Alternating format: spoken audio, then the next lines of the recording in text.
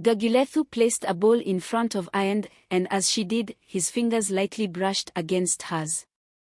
A spark shot up her spine, and she quickly withdrew her hand. "You always make the best food, Mama Gugu," Ayand said, his deep voice laced with something unspoken. She smiled, but there was a nervous edge to it. "Thank you, Ayand. Eat before it gets cold." Throughout the dinner, Ayand's gaze lingered on her. It wasn't the look of a boy admiring a maternal figure. No, it was something deeper, something more dangerous.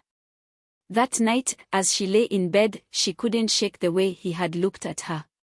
The way his lips curled into a smile.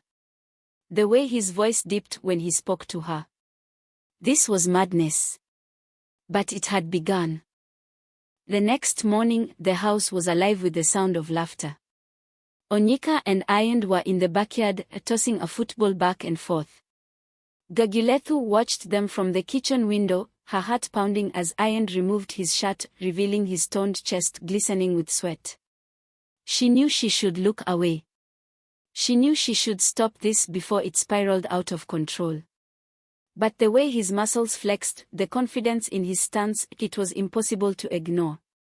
"Ma, do we have more juice?" Onyeka called, snapping her out of her trance.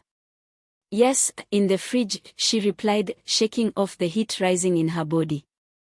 Minutes later, Ayand walked into the kitchen, his presence overwhelming in the small space. He was still shirtless, his skin radiating warmth. He grabbed a glass, filling it with juice, but his eyes never left hers.